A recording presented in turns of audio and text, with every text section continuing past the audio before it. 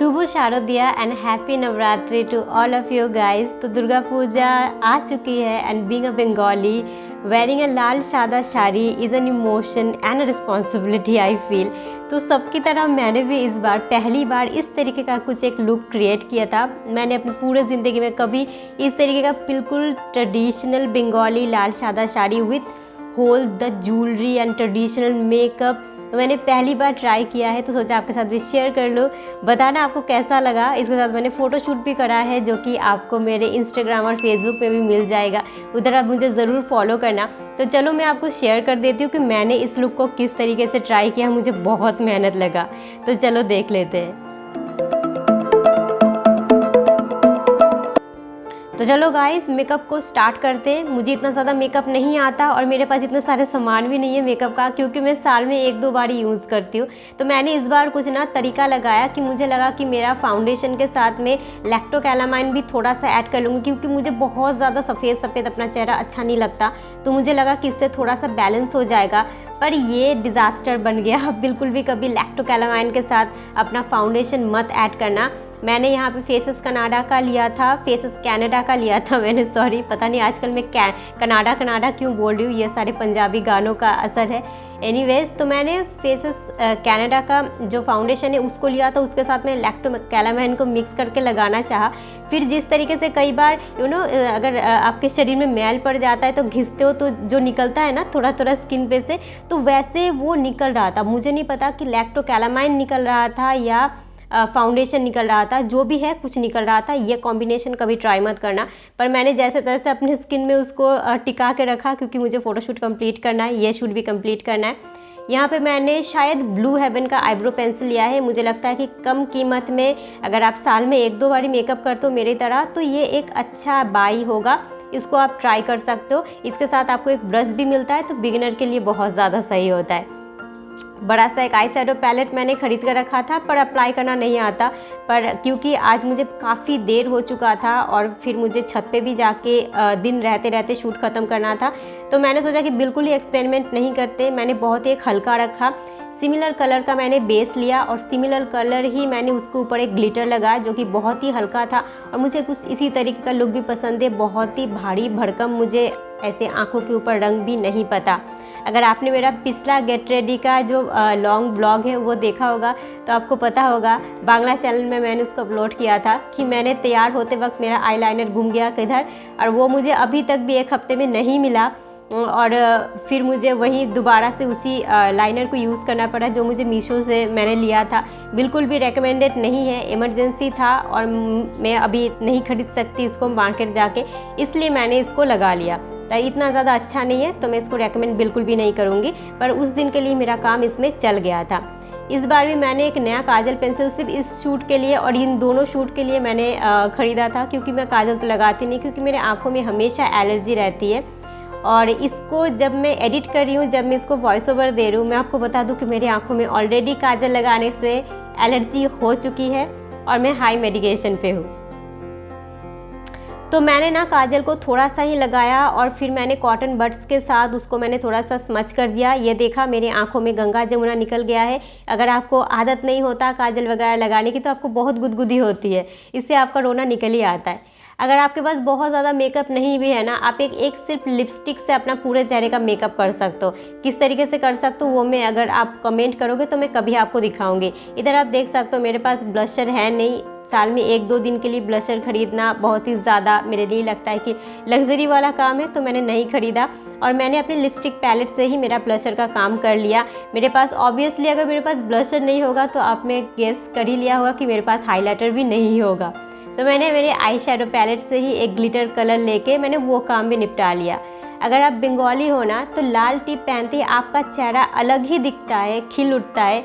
और मुझे लगता है कि इंडियन चेहरे के लिए ही बिंदी बनी है, इसलिए हम इंडियंस बिंदी लगाते हैं, क्योंकि हमारा चेहरा बिल्कुल ही बदल जाता है। तो अब तक जो मुझे काफ़ी अजीब सा लग रहा था कि पता नहीं कैसा लगेगा बिंदी लगाते, वो मुझे एक इमेजिनेशन मेरा वो सही बन गया कि अभी मुझे ऐसा ही लगना है। एनीवेज मैंने हेयर स्टाइल पहले से ही सोच रखा था कि मुझे कैसा करना है, क्योंकि पिछले दिन मेरा बहुत डिज़ास्टर गया था। वो बहुत एक फ़नी ब्लॉग बना है, मैं हो सका तो नीचे लिंक दे दूँगी, वरना आप मेरे बंगाली चैनल में जाके देख सकते हो कि क्या डिज़ास्टर हुआ था। तो मैंने इसी तरीके का लुक मैंने सोच रखा था कि सामने का थोड़ा सा बाल मैं इस तरीके से क्रिम्प करूँगी ताकि थोड़ा सा वॉल्यूम आ जाए, क्योंकि मेरे फ्रंट पे इतने ज़्यादा हेयर है नहीं, काफ़ी ज़्यादा मुझे हेयर लॉस हो चुके हैं, तो इसलिए मैंने थोड़ा सा इसको क्रिम्प करा। और क्रिम्प करने से ना इस तरीके के जिस तरीके का जूड़ा अब मैं आज बनाने वाली हूँ उस तरीके के जूड़े में काफ़ी ज़्यादा अच्छा लगता है। आप इस सेम प्रोसेस को आप कर्ल करके भी कर सकते हो, पर मुझे ना कर्ल इतने ज़्यादा करने नहीं आते, इसके लिए ना आप मेरा पिछला ब्लॉग देख लेना, बहुत ही ज़्यादा डिज़ास्टर हुआ था। तो क्रिम्प करना फिर भी मुझे लगता है कि इजी लगता है, तो मैंने दोनों तरफ से हल्के हाथों से मैंने क्रिम्प कर लिया, क्योंकि मुझे काफ़ी ज़्यादा डर लगता है इन सब गर्म चीज़ों से, हीटिंग टूल से। अगर आपके पास कोई नहीं है ना आपके बालों को बांधने के लिए, तो थोड़े थोड़े चीज़ों में इन्वेस्ट करके रखो, जैसे कि इस तरीके का एक पफ का सेट आपको अमेज़ॉन, फ्लिपकार्ट कहीं पर भी इजीली मिल जाएगा, बहुत ही कम दाम में 150-200 के अंदर आपको 3-4 का सेट मिल जाएगा। इससे ना आप कई तरीके का पफ बना सकते हो, कई तरीके की जूड़ा हेयर स्टाइल। मैं तो ओपन हेयर स्टाइल में भी इस तरीके का पफ इस्तेमाल करती हूँ, लगाना भी बहुत ज़्यादा ईजी है। अब मेरा जूड़ा हेयर स्टाइल देख लो, मैंने इसको पहले भी दिखाया था। इस तरीके का एक डोनट आप खरीद के रखना। अगर आप सेल्फ हेयर स्टाइल करते हो तो ये बहुत ज़्यादा काम करता है, और जल्दी जल्दी में आप 5 मिनट में अपना जूड़ा बना के रेडी होकर निकल सकते हो, शादी के लिए, पार्टी के लिए या फेस्टिव सीजन के लिए। जिस तरीके से मैंने दिखाया बहुत ही ज़्यादा इजी है, बस इसको प्लेस करना है, ऊपर से आपको एक रबर लगाना है और फिर आप इसको यू पिन से इस तरीके से अटका दोगे।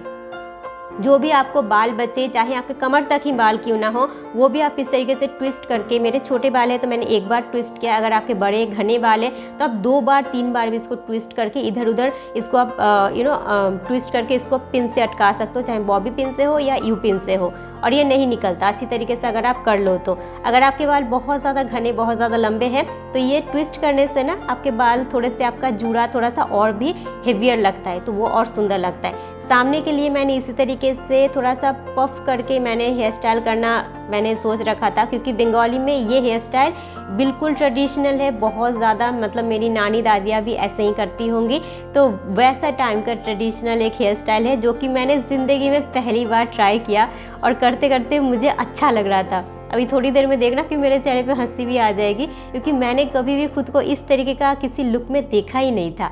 तो मेरे लिए भी ना ये एक अलग सा ही है कि मैं भी खुद को पहली बार आप ही की तरह और अलग तरीके से देख रही थी। मुझे काफ़ी ज़्यादा अच्छा लग रहा था। अभी मेरे चेहरे की जो खुशी है वो इसीलिए है कि मेरा लुक बिल्कुल बदल चुका था। मैंने इस तरीके का फ्रंट के लिए हेयर स्टाइल कभी ट्राई नहीं किया था। ये गजरा मैंने लोकल मार्केट से लिया है, आप लोग लिंक मांगते हो तो इसलिए मैंने बता दिया। ये मुझे 30 का 2 पड़ा, यानी कि मतलब 60 का 2 पड़ा, एक 30 का पड़ा। 30 का लिंक मैं बिल्कुल नहीं दे सकती, पर ये किफ़ायती और मुझे लगा कि काफ़ी सही है, क्योंकि हर समय मुझे सफ़ेद फूल जिस तरीके का चाहिए होता है नहीं मिलता। तो मैंने इसको भी यू पिन से इधर उधर से थोड़ा सा सेट कर लिया है, और ये देखो मेरा सेल्फ गजरे से बना हुआ जूड़ा कितना सुंदर लग रहा है और बिल्कुल रेडी है। तो इस तरीके से आप बिना 5-10 मिनट के अंदर अपना जूड़ा बना के बैठ सकते हो। और मैंने बैक कैमरा अपना बंगाली इसको कहते हैं 8 पौरे शाड़ी पौड़ा, तो कभी ना मैं आपको इसका ट्यूटोरियल दिखाऊंगी। हालांकि मुझे थोड़ा अनकंफर्टेबल लगता है कि मैं साड़ी का ट्यूटोरियल कैसे दिखाऊं, तो उसके लिए मुझे सोचना पड़ेगा कि कैसे दिखा सकती हूँ। तो वो मैंने बैक कैमरा पहन लिया। ज्वेलरी मैंने पहले से ही सेट करके रखा था, मुझे बिल्कुल ही ट्रेडिशनल आज दिखना था, बिल्कुल ही एक गिन्नी माँ जैसा लुक क्रिएट करना था। गिन्नी माँ को आप थोड़ा गूगल कर लो कि बांग्ला में गिन्नी माँ का क्या मतलब होता है। वो जो राजघरानी की जो बड़ी बहू टाइप नहीं होती है, बहुत सारे गहने पहन के घूमती रहती है, ऐसे सब पे हुक्म चलाती है, वैसा मुझे तैयार होना था। तो इधर मैं कंफ्यूज थी कि दोनों में से कौन सा अच्छा लगेगा। फिर मैंने जो लिया वो एक अलग ही डिज़ास्टर था। मैंने डेस्परेट होकर इतना ज़्यादा मैंने घुसम घुसाई लगाई अपने कानों के साथ कि बस खून निकलना बाकी रह गया था, मेरे आंखों से आंसू निकल गए। मैंने इतना ज़्यादा अपने कानों के अंदर मैंने कट लगा लिया था, जो ईयर होल होते हैं, यानी कि जो पियर्सिंग का जो होल होता है उससे मैंने कट लगा लिया था, और मेरे आंखों से अभी देखो पानी निकल रहा है। तो जो नेक्स्ट ऑप्शन था मैंने उसी को डाल लिया, पर मेरे कान, मुझे इतना मैंने दोनों कान को दर्द कर लिया था, अब मैं जो भी पहनूं और उसी में मुझे दर्द हो रहा था। एनीवेज इसका दर्द मुझे आगे भी 2-3 दिन तक रहा। अभी मैं जल्दी में अपना लिपस्टिक पैलेट से एक लिपस्टिक लगा रही हूँ, क्योंकि बहुत ज़्यादा लेट हो चुका था, और मेरा जो शूट का जो भी सामान है मैंने पूरा सेटअप मैंने छत पे लगा रखा था।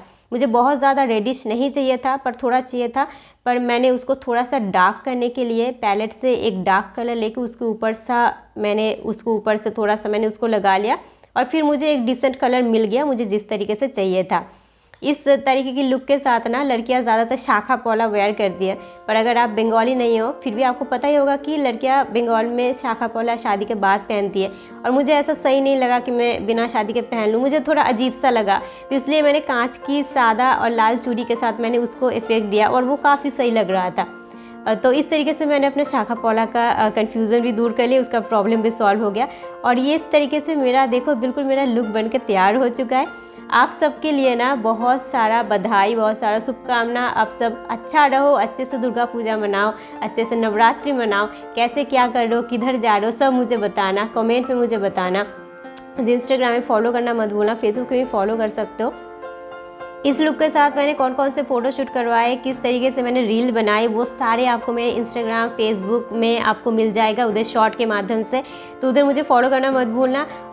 फिर से सबको फेस्टिव सीज़न की हार्दिक शुभकामनाएं। सबके ज़िंदगी में बहुत सारी खुशियाँ आए, सबका दुर्गा पूजा नवरात्रि बहुत अच्छे से बीते। फिर मिलेंगे किसी नए एपिसोड में। टिल देन बहुत ज़्यादा ख्याल रखिए एंड बाय बाय।